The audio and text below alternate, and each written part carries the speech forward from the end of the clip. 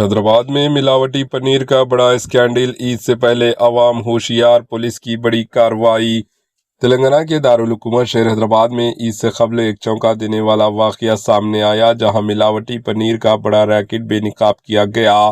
اطلاعات کے مطابق مہانکالی پولیس نے خیرآباد زون ٹاسک فورس کے ساتھ مشترکہ کارروائی کرتے ہوئے شہر حیدرآباد کے مختلف علاقوں میں چھاپے مارے، جس کے دوران 3000 کلو گرام سے زائد ملاوٹی پنیر ضبط کیا گیا۔ ذرائع کے مطابق تقریباً 1600 کلو پنیر سری بالاجی ڈیری پروڈکٹ سے، جبکہ 1000 کلو وجے ملک اینڈ کرڈ شاپ سے برآمد ہوا۔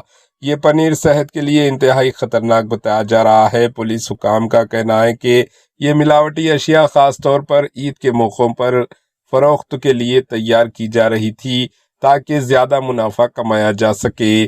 عید کی پیش نظر عوام سے گزارش ہے کہ کھانے پینے کی اشیاء خاص طور پر پنیر، دودھ اور مٹھائیاں خریدتے وقت احتیاط برتیں، معیاری اور مستند دکانوں سے ہی سامان خریدیں تاکہ صحت کے مسائل سے بچا جا سکے۔ Bureau report, AHN news.